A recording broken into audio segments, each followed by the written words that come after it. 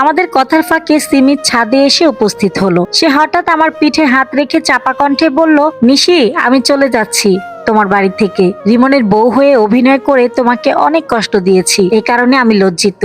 পারলে আমাকে ক্ষমা করে দিও। বিব্রত হয়ে সিমিকে জোরালো কণ্ঠে বললাম, ছি, কি বলছো এসব? তোমার কোনো দোষ নেই, সব তো আমার ভালোর জন্যই ছিল। অর্ণব তার বন্ধুর কথা রাখতে এত সব করেছে, এজন্য তোমাকে কেন মাফ চাইতে হবে? এরপরেও নিজেকে অপরাধী মনে হচ্ছে। শোনো, এসব বাদ দাও এখন। আর একটা মাসের মধ্যে তোমাকে কোথাও যেতে দিচ্ছি না। না ভাবি, সেটা হচ্ছে না। আমি পুলিশের নিকট ধরা দিব। নিজের ভুলটা ধরতে পারছি, আসলে আমারই ভুল ছিল।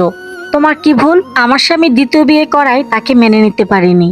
রাগে দুঃখে তাকে ও তার নতুন স্ত্রীকে কারেন্টের শক দিয়ে খুন করেছিলাম। আমার স্বামী অনেক বড় লোক ছিল, সে ছিল একজন স্বনামধন্য আলেম। যে মেয়েটাকে সে বিয়ে করেছিল, সেই মেয়েটার বাবা মা ট্রাকে চাপা পড়ে মারা যায়। এরপর মেয়েটি এতিম হয়ে যায়। আমার স্বামী মেয়েটিকে আশ্রয় দিতে তার বাসায় রাখে, কিন্তু লোকজনের নানান কথায় তিনি বাধ্য হয়ে মেয়েটাকে বিয়ে করে। কিন্তু আমি কিছুতেই তার বিয়েটা মেনে নিতে পারিনি। তখন সুষ্ঠু মাথায় এটাও চিন্তা করে দেখিনি যে মেয়েটাকে মাথা গোজার ঠাঁই দিতেই সে তাকে বিয়ে করেছিল। সিমির কথা শুনে অর্ণব হঠাৎ বলে উঠল, আজকে এমন উপলব্ধি কেন হলো? সিমি অপরাধীর স্বরে উত্তর দিল, অর্ণব, তোমার সঙ্গে এই বাসায় আসছি দুটা কারণে। নিজেকে পুলিশের হাত থেকে বাঁচাতে এবং তোমার কাজটা ঠিকভাবে করতে। তুমি বলেছিলে আমাকে তোমার দ্বিতীয় স্ত্রী চরিত্রে অভিনয় করতে হবে। নিশি তোমার প্রথম স্ত্রী, তাকে আমি তোমার ভাবির চোখে দেখব এবং তোমার সমস্ত কথা মেনে চলবো। কিন্তু অভিনয় করতে করতে আমার মনে হলো আমি নিশির থেকে অনেক কিছু শিখেছি। কারণ নিশিকে তুমি তার স্বামী হিসেবে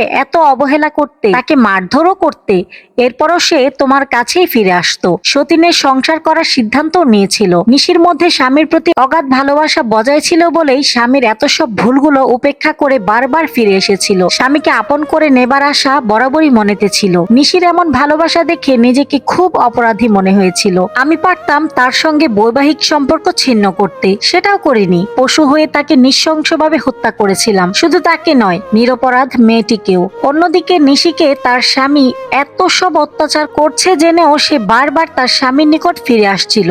এত সব উপলব্ধি কখনোই হতো না যদি নিশির সঙ্গে দেখা না হতো। আমি জঘন্যতম পাপী, নিকৃষ্ট খুনি। আমার শাস্তি হওয়া দরকার, অন্যথায় শাস্তি না হলে সমাজে অপরাধ বেড়ে যাবে। সিমি আমার বাসা থেকে বিদায় নিল। পরের দিন আমার ভাই রিফাত শিমলাকে নিয়ে বাসা থেকে চলে গেল। রিফাত একটা ছোটখাটো জব পেয়েছে, পাশাপাশি শিমলা আউটসোর্সিং এর কাজ করছে। তাদের সংসার ভালোভাবেই চলছিল, আর আমি অর্ণবকে নিয়ে দ্বিধাদ্বন্দ্বে কাটিয়ে দিচ্ছি প্রতিটা দিন, প্রতিটা রাত। রাতে আমার রুমের সোফায় বসে টিভি দেখছি। আমার পাশে বসেছে অর্ণব। মুভি চলছিল। হঠাৎ একটা ব্যাড সিন শুরু হলো। তখনই মনে পড়ে গেল সিমির সঙ্গে অর্ণবের রাত যাপনের কথা। মাথা চক্কর দিয়ে উঠলো যেন। কৌতূহলী মন জানার আগ্রহ প্রকাশ করছিল যে অর্ণব কি সিমির সঙ্গে ওই দুই রাতে বেডে একসাথে ঘুমিয়েছিল। সত্যটা জানতে অর্ণবকে উৎসুক কণ্ঠে বললাম, অর্ণব, আপনাকে একটা প্রশ্ন করব, আশা করি সঠিক উত্তর দিবেন। অর্ণব ক্ষীণ স্বরে বলল, কি প্রশ্ন করবে, করো। সিমের রুমে তো পুরো এক রাত ও অর্ধেক রাত কাটিয়েছেন। আমি জানতে চাচ্ছি আপনারা কি একই বেডে ঘুমিয়েছিলেন? অর্ণব হকচকিয়ে উঠে আমতা আমতা করে বলল, তোমাকে কে বললো যে আমি তার রুমে ঘুমিয়েছিলাম? বুড়ো কোচকে বললাম, আপনিই তো বলেছিলেন। আপনি ছাড়া কে বলবে? মিথ্যা বলেছিলাম।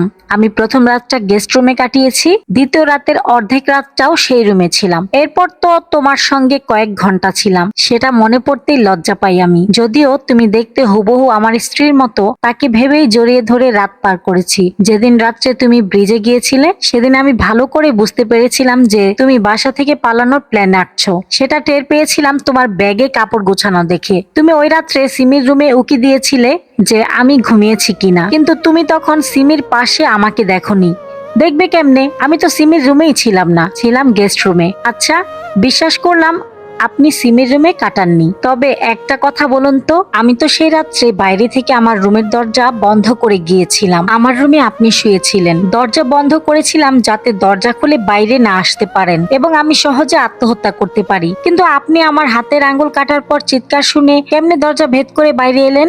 জবাবে অর্ণব মিষ্টি হেসে বলল, তুমি তো ভালো করে জানো সিমিকে বাসায় এনেছিলাম যাতে সে রিমনের বউ হয়ে অভিনয় করতে পারে এবং আমার সমস্ত কথা মেনে চলে। ওই রাত্রে যখন আমার সঙ্গে তুমি রাগ দেখিয়ে রুম থেকে বেরিয়ে গেলে এবং বাইরে থেকে দরজাটা বন্ধ করে দিলে, তখনই বুঝেছিলাম অপ্রীতিকর ও অপ্রত্যাশিত কিছু করে ফেলবে। এটা বুঝতে পেরে সিমিকে ফোন দিয়েছিলাম যাতে সে দরজাটা খুলে দেয়। দরজাটা খুলে দিলে রুম থেকে বের হই এবং তোমাকে ফলো করতে থাকি। তুমি কি করো না করো সেটা চুপিসারে দেখছিলাম। যখন দেখলাম তুমি বিরিয়ানি রান্নায় ব্যস্ত হয়ে পড়েছো, তখন সিমির সঙ্গে আড্ডায় মেতে উঠলাম। কিন্তু হঠাৎ করে যখন তোমার চিৎকারের শব্দ শুনতে পেলাম, তখন ছুটে গেলাম তোমার কাছে। অবাক হয়ে অর্ণবকে বললাম, ও তাহলে এই ব্যাপার। অর্ণব মুচকি হাসলো, এরপর বলল, প্রথম রাতের ঘটনাটা খুলে বলি, শুনবে? কোনটা?